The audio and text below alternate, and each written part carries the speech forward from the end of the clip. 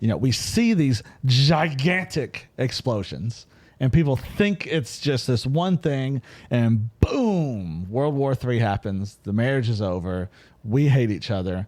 But the truth is, it's all of this little stuff. It builds up, yeah. That started long, long ago that goes...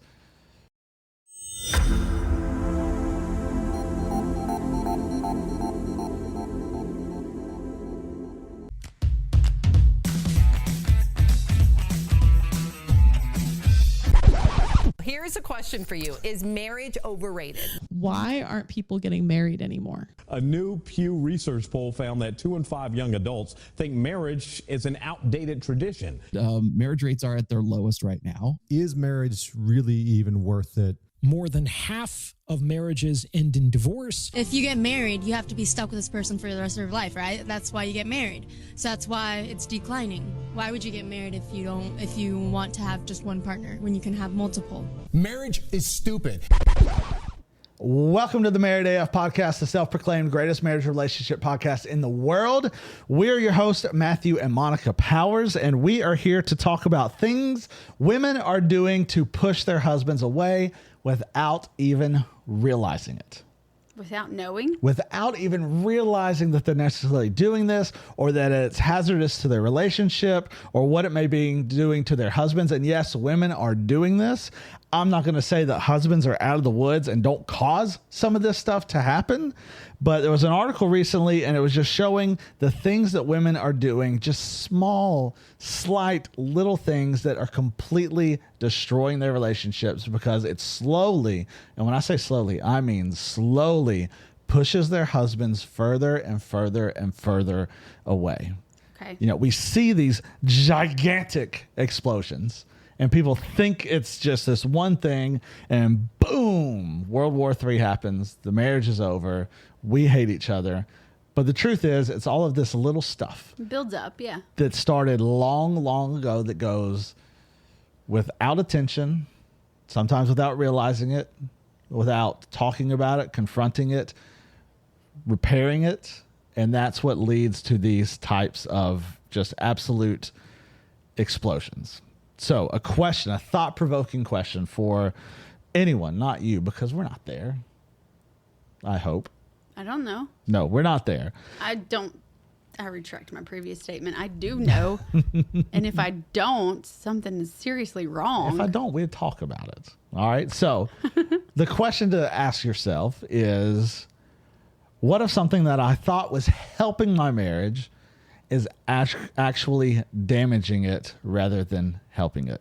Do you have examples? I'd most certainly have examples. The idea is that women are mothering their husbands rather than being wives. They overcorrect, they micromanage, and they try to fix them. And we've always heard that. We've always heard like, well, he's good enough, or I see potential, or I can fix him. That's the statement. Ugh. I can fix him. I can take care of it. Like me, good old powerful me, and thinking I'm so smart and I'm so good and I'm so powerful. I can fix that project right there. And the reality is, how many times has that actually worked? Never. How many times has anyone been able to fix anybody? Ever? Never. And this is not to blame anybody. This is not anyone's fault. This is just kind of where culture has led us to believe of, well, he's good enough. If he's with me, I can fix him and I can mold him into the perfect man, the perfect spouse, the perfect husband. So ultimately, and the red flags that we see are the mothering things. Ugh. Not letting him do anything. Not letting him fail at all. Not letting him get something wrong. I mean, we've seen people who they have children and the wives and the mothers of these children will not even allow their husbands to stay home with the kids by themselves. Not because they think he's going to do something horrible to them or abuse them or anything like that, but they just don't think he's competent enough to be able to watch over the children. Yep. What kind of message is that sending? He can go to work and make all the money. He can be the responsible person at work, but heaven forbid he watch our children while I go to the grocery store. or just go out for a dinner with a friend, or to go attend something, or to go do anything. But no, I can't do that because my husband, in my mind, is not capable to take care of the children. Because women naturally are nurturers and they're caregivers, and that's how they were created. They're far better at that type of stuff than men are. They always have been. They always will be. But to say that men are completely incapable of that is so incredibly short-sighted. And, society and culture doesn't help this at all. Because look at any TV show that we've ever watched. The husbands are always bozos. Think about it. Think about almost any 90s, 2000, and even sitcoms today. The husband is typically some bumbling moron who always screws up, who always gets it wrong, who's always just kind of an idiot, doesn't really do anything. That's how men and husbands are typically portrayed. So, of course, that's what people are going to think. You just described Peter Griffin. Yes, Peter Griffin. He is a bumbling moron. But a lot of the husbands in shows are like that. Like, Cash has been watching The Middle lately. That is hilarious. And it's hysterical. And it is a funny show. But the dad is kind of a bozo. Just a little bit. Knows nothing that's really going on. Just goes to work, comes home. Yes. Sits on the couch, drinks beer, eats chips, and that's kind of it. watches TV. Young Sheldon's dad. Same exact guy. King of Queens with Kevin James. He was just a fumbling idiot most of the time. Family Matters. Carl Winslow was not. Tim Allen, even in a sense, kind of messed things up a lot of times. All the time. On Home Improvement. And that wasn't necessarily an extreme, but we see it over and over and over again. So what are some of these things that are happening? What do we see? Red flags for women to be able to hopefully catch on to. And men, if you see this, to be able to say something about it. Tell her. Talk about it, to open up about it. You correct him in front of other people. Oh. What? As in... I mean, think about it for a second. You're in a setting with some friends, and you're talking about whatever it may be. I don't know. Give me any subject that you're talking about. Your kids at school. Let's talk about the kids at school. And the husband says something about the project the kid did, and just really, really quickly and instantly, the mom, the wife, jumps in, cuts him off. No, you're wrong. It was this and this. Little things like that. Or, oh, hey, we are going here on a vacation. No, we're actually doing this instead. Or, hey, we need this done at home. Or, yeah, I repaired the roof that was falling apart to patch the roof at home. Well, no, we actually had to call someone to come, and just dumb things like that. Correcting him in front of others. Here's another one. Redoing the things he has already done because you believe he did it wrong. Wow. I think back to like doing the dishes or doing the laundry or maybe even cutting the grass. It wasn't done in the way that you wanted it done, so you're going to go back and you're going to do it anyway. You feel that at times you are the only responsible adult in the relationship. Oh, you bang your head on the mic on that one. What are your thoughts there, beautiful? That's straight up communication issues. Hugely. And if this is obviously continuing, no wonder it leads to killing a relationship. Well, obviously you're not telling your wife, hey, stop cutting me off. Let me finish the story. Or, I just did that. Why did you go back behind me and do something different? Oh, the one that always gets me are, you can't ever do anything right. Just flat out saying it. But to feel like you're the only responsible, you're right. Talk about just killing the relationship. I mean, just killing everything. And this is the next red flag this article talks about. And this is a result of all this. When he seems disengaged, withdrawn, or passive. When he seems checked out. That when you do correct him, he doesn't say nothing. Well, that's what I was just saying. Yeah, he just done. No response. Why would you not? That's just not communication. No. And I think it comes maybe as a result of consistently and constantly being corrected or told how bad you are, told how wrong you are, how you're not doing right, where eventually he's just like, men think what's the that's hassle? being mothered. In a sense. Ugh. In a sense, I can see that. Absolutely, I can see that. Another one, you constantly say things like, and I just said this, I'll just do it myself. I mean, how many times do we hear that? Not at our house. Not at our house. we don't hear that at our house at all. We may jokingly say something stupid like that every now and again. We had to stop doing that. Oh, we totally did. Because our kids thought when they were itty bitty, we thought the kids would think we were fighting. Yes. But we were seriously joking around. Yeah, we were just screwing around, enjoying, having fun, You having would a just little straight laugh. up say, I got to go do something manly. Mm-hmm. Got to do some manly work. Can't do nothing right around here. Just stupid stuff like that. Because it was dumb and silly. But I mean, we see this all the time. But we joke about that.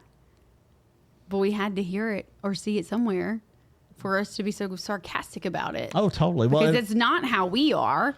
But it totally takes me to, and it was one of our trips to Disney, and you probably remember this. We were at Hollywood Studios. You remember? Mom. Okay. So we're at Hollywood Studios, and we're hanging out. We're in the shade because it's warm outside, and we're trying to find a place to eat. kids are just sitting next to us. We're on a railing, and you and I were both looking at our phones, looking at the place to eat. What's available? What do we want? What has quick serve? What has something that's available? You know, what does that possibly look like for us? And we just hear right next to us, and it's a whole family. It is a mom and a dad. They have, I think, 2 or 3 kids. It is a grandmother, grandfather, extended family there. I mean, it's a group of like 18 people or something like that. And they're all just kind of sitting there, and the mom, like the ringleader mom, the one who clearly put this whole thing together, she's trying to figure something out, and the dad is completely disengaged. Like her husband is just Not even looking at not her. looking at her, not saying a Zero word, eye contact. giving no input whatsoever. He's just sitting there like, "Yep, here it comes. Oh, buddy, the explosion's coming." And her dad says something, and I don't even know exactly what he said, but just that was it. That said it, and she Blew up. explodes on every single one of them. And it was just who's the one who's waking up early every morning while all of you are sleeping? Who's the one organizing all of our outfits for the day? Who is the one who's getting all the lightning lanes and all the reservations and all this? All I want is a thank you. And she Get no appreciation. and she storms off. I felt like I was supposed to applaud there, but me and you were trying not to laugh.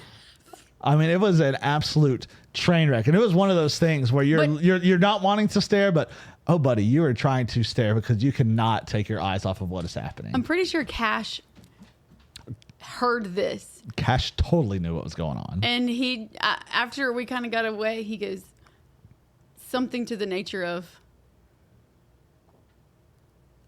"Who made her so mad?" And it was something like, "Who made her so mad? We're at the happiest place on earth," or something Yes, stupid it like was that. so simple. But But after that, Cash started noticing how many people do that. Yeah, the amount of arguments and fights that you can see families having at a theme park there's every maybe 10 steps. if you want to see drama at its finest, go to a theme park. Because all you need to do is just find a table in the shade, get you some ice cream, a little snack, something to drink. You can sit Great back people watching. and you can see it all. And it's all there. But I think back to that moment with that woman and her family and that explosion. I can't imagine all of those little things that added up to that point. And you know what? She may very well be valid. Maybe she did wake up early, set everything up, organize the whole thing, do everything while everyone else did nothing. But I have to believe that just a little bit. Maybe people along the way were trying to do things, but they couldn't do it right or up to her standard or the way that she thought that it should be done. And there she is trying to mother not just her children, but her husband, maybe her brothers and sisters were there, her parents that were there. Nieces and nephews. Everyone was there. Group. She's mothering the entire group. You only need to be a mother to your children. That's it. Nobody else. at all. And when you begin to mother your spouse, those types of blow-ups are going to happen. Yeah. And for the husbands, that creates the disengagement, the emotional disconnection. He's done. But I also have to say to the husbands, you had to know and see these signs before you got married, right? Possibly. But I will say, even if you didn't see him before you got married, you've seen and noticed this stuff along the way. And if you're going to be a leader of the household, and I hate to say be the man of the house, but there are times where men need to step up and lead. You need to quickly and boldly let your wife know this is not okay. The amount of respect she'll have for you. Man. Now, listen, she probably going to get pissed off at you in the short term. Oh, easy. And she may scream and yell and let you know how wrong you are in that instance. But over a little bit of time, and she reflects on that, she'll probably say, man, he might have been right about that. And listen, maybe I'm wrong with this, but if you do kind of let her know confidently and boldly, hey, this is not okay, and this is not how you're going to speak to me or anyone else. I wouldn't do this to you. You know, she's probably going to like that a little bit. Oh, yeah. When it's all said and done, she's probably going to think back to like, oh my gosh, look at him taking charge. I'm looking at him in a whole new light. Yeah. I've never noticed this side of him before. Kind of like this side of him. I don't know what to do with it. I mean, the Bible strictly says you leave your father and mother. Girls, he does not want mom 2.0. No, that's the last thing in the world we want. No, because you ain't going to do your mom, are you? Hope No. not. Hopefully Dear not. God, No. I hope you're not. That's disgusting. No, definitely not. But if you're being the mother He to don't- him, he don't he want a ain't going to mother. look at you that way. And that's just going to cause other problems. Yeah, and you're exactly right. It's going to be a huge turnoff for men because what this does, it shows a tremendous lack of respect. And that is one basic need for men is respect. Yeah, I would say women, let him fail. He doesn't do something the way you like it. Who cares? So What does it matter? At the end of the day, what does it matter? Is it gonna destroy anything? No. you ain't always got to be right. No, because we weren't here, but I don't fold towels the way that you like them. I don't like the way you fold towels. You hate the way I fold towels. And listen, And guess what? before you, I didn't know there was a proper way to fold a towel. You just fold it up, let it be. I also didn't know there's a way to fold our bath towels and also like beach towels. They're folded in separate ways. That's how you know they're different. Now, I have since learned that, but you didn't let me know how wrong I am and how horrible I am. You never said, I'll just do it myself. You did teach me and say, hey, this is the way I like towels folded, and this is why I like them to be folded in this manner. And you know what? When you approach someone in that manner, it goes, because guess what I do now? You fold the towels right away. Now, our human nature, all right, our human nature is going to be, well, she's going to come at me like that. I'm going to purposely fold everything incorrectly now. But whenever this was our situation, you came to me and was like, hey, listen, this is how I like towels to be folded. And this is the reason why I would really appreciate it.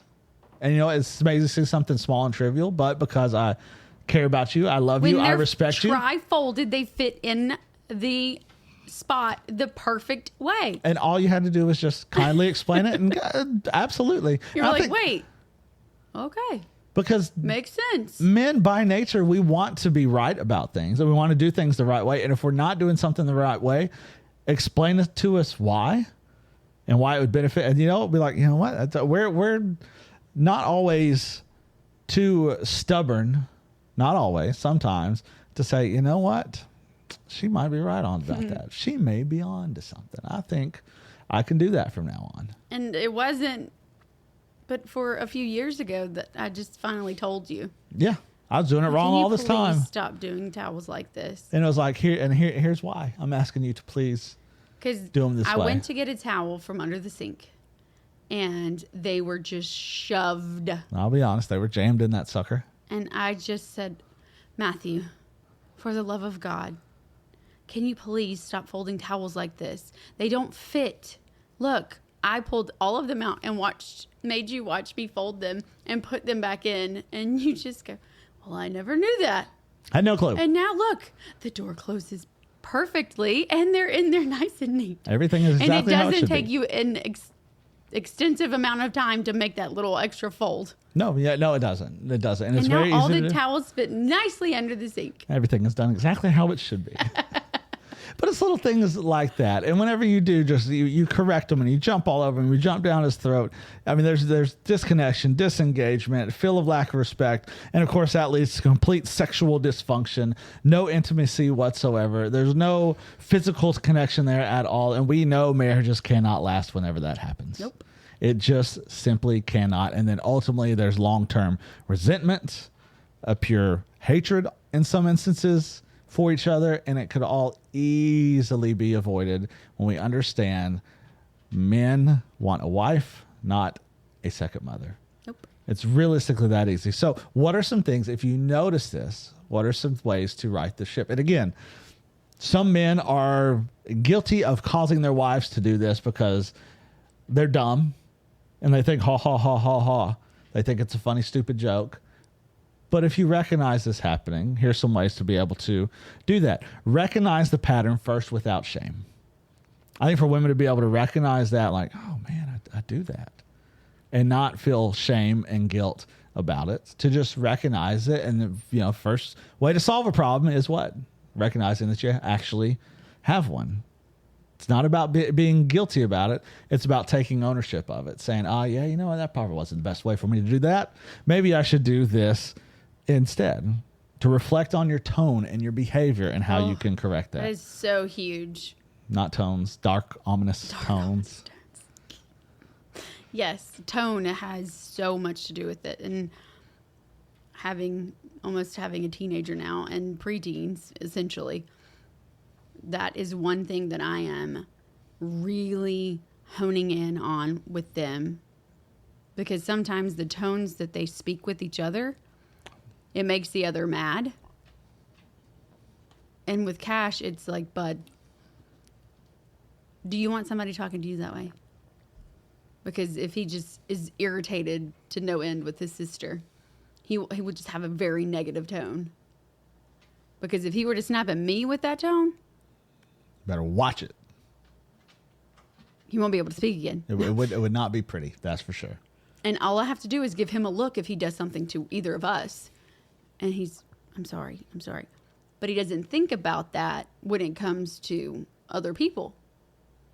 And if you're not thinking about that when it comes to other people, you're going to speak to your spouse or your girlfriend or boyfriend in that tone, and it is not going to be received well. No, and I think that's a great way that you point that to our kids whenever they are in that tone. I mean, you just got, would you like this? How would you feel if someone were to speak to you like this, and really reflect? And I think that is something that can easily go along with spouses. Whenever you do snap at your spouse for any reason, take a second to reflect and ask yourself that question. How would I feel if the roles were reversed and he spoke to me this way? Or how would I feel if she spoke to me this way? It can completely change the game if we really look at that. Mm-hmm. The second way to how to overcome this is reframe respect. I love what the article said about this. Instead of asking the fix questions or trying to fix him, ask him this instead. How would you like to handle this? Mm-hmm. What do you think about this situation? How would you solve this problem? How would you do this? I will say that would go so far. I still do that with you, and I mean, I don't mother you. No. But I'll always go, okay, baby, what if blah, blah, blah? How would you handle this? I mean, even with, like, if I had a situation come up, coaching or at school, hey, this, how would you, what's your opinion on this? Mm-hmm. And I think it goes such a long way, especially for a man, because we desire respect. And that's just showing a sign of respect. Like, oh my gosh, she wants to hear what I have to say. She's interested in my opinion Yeah. and what I think about something. She values what I have to say. That's how that comes across. Just asking your husband, hey, how would you do this? He's going to think, oh my gosh, she actually cares what I have to say, which I think goes a huge way. The next one, rebuild emotional safety is what it says, but ultimately let him fail. And we said that earlier. Let him fail. All greatest inventions happen because of failures. I always love the WD-40 story. Worst product name ever, not creative at all. But WD-40 stands for water displacement on the 40th try. The creator of WD-40 had tried it 39 times and he failed. And if he was not allowed to fail, we would never have WD-40. The Dyson vacuum was the exact same way. Had 5,000 prototypes before they finally got it right. Men are no different with their anything that they do. Let them fail. Let them learn from it. We never learn anything if we do not fail. Sure. Also, let him lead. Even if it's different than what you would, allow him to lead. And when you ask those types of questions of how would you do this, guess what's going to happen? He's eventually going to ask you those same questions. Mm-hmm. There's going to be a mutual respect for one another right there. That goes so far. Oh, it goes tremendously far. Reset the household roles together. Ask what's working, what's not. Household roles. Like doing the stuff we hate doing around the house. Oh. The laundry, the dishes, the cooking, the cleaning, the yard, the this, the that, all of that stuff. Do those things together. My grandmother always said, many hands make light work. I'm not doing the trash. I know you're not doing the trash, and you know what? That's perfectly fine. Our son does the trash now, which is great. Listen, no one's going to help me with the clothes folding party. It's just not going to exist. I hate it because I want to have clothes folding parties, but no one ever wants to join me in those. Or putting them away. And then lastly, and of course, what does the Bible say? Why would that be last? It shouldn't be last. It should actually be the very first thing. But, usually we go to the Lord as our last resort instead of the first response. And it should be our first response. But as we look at all of it, what does the Bible say about it? In Ephesians 5, everyone hates that, but wives, submit to your husbands. And then there's the other part that makes it beautiful is husband, love your wives the way Christ loved the church. But you submit to the Lord, or submit to each other out of reverence for the Lord. Submission. Dirty, awful, nasty, terrible, the worst word. But it works. It just absolutely works. It says respect isn't optional. It is oxygen for the male heart. And I could not agree with that statement anymore. And whenever you're getting into these situations and you're having these discussions or these debates, what is most important to you? Are you more interested in making a point or making a difference? And that's a huge question to ask yourself. It is. And it's so irritating sometimes when you and the kids tell me that I'm Claire Dunphy. I mean, you have been at times. I like being right. You do. But I'm typically not going to say something if I know I'm going to be wrong. This is true. I'm not the one that's going to open mouth and insert foot. No, you're not. On purpose. You're pretty calculated in what you say. I am not going to spit out information that is not fact. Because if I do, I'm going to have to go back and retract my previous statement and cover up all the ways, like, how did I screw this up? Well, and then that's the part where it makes you look like, well, you have to be right. Because I don't like to fail, obviously. No. Nobody does. No. But when you don't and you did, instead of getting back up and starting over, my brain instantly goes to, okay, well, we got to do this. Fix it. Yeah, fix. We got to fix. Fix. I see a problem. There's a problem. But it was the problem I created, so I have to make it like I was right. Yes. And that is, I don't necessarily do that because I'm not going to open my mouth if I'm typically wrong. I'll let somebody else be wrong and then go, oh, yeah, that's right. You play that very well. I like that role. Yes. But I can see where y'all think that my previous life, where I would be Claire Dunphy, always got to be right. Always got to be right. And I will go to all limits to prove somebody wrong. Mm-hmm. And when you do that, it is ugly. It is. It's not good. Nobody wants to be around you.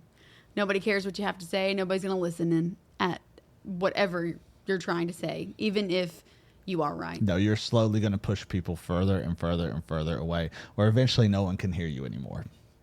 And that's the last thing in the world that we want to happen. So some quick action steps of things that you can do. Ask yourself this question tonight. If you resonate with this and this is you, ask yourself, do I treat my husband like a partner or a project? Yikes.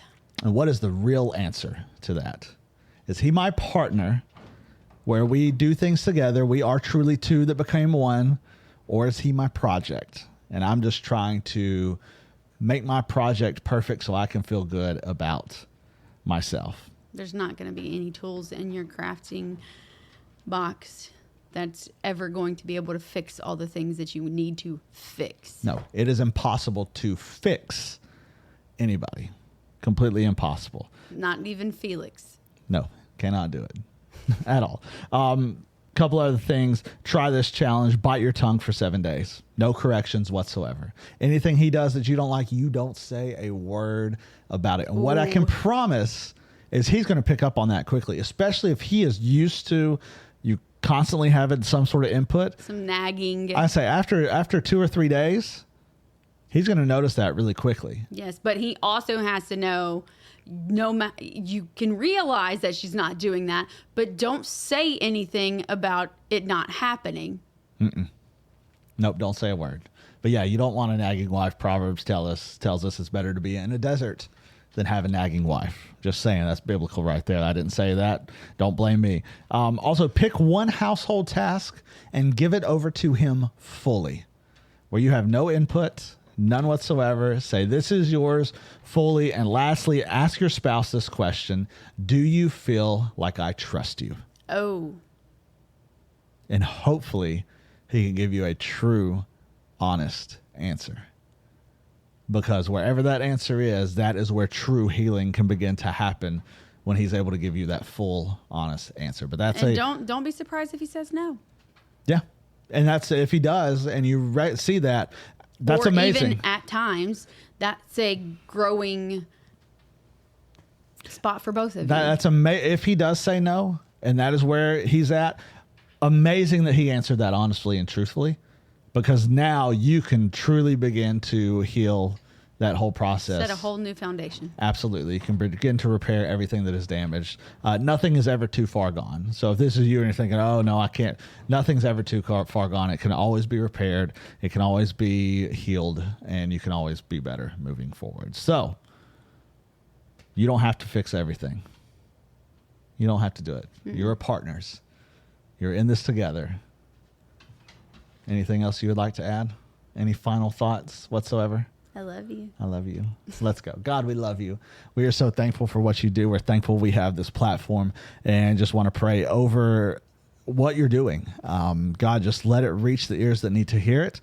Let this resonate to the ones that it needs to resonate to. And if someone recognizes this in their relationship, God, I pray that you can begin to heal the relationship, but heal both the individuals, but the relationship together, and begin to piece that back together to have a marriage that you created on purpose, for a purpose, a marriage that is out of this world like no one ever even imagined, because it is only you who provides true healing in it all. And we love you for it. In Jesus' name, amen. Amen. Play ball.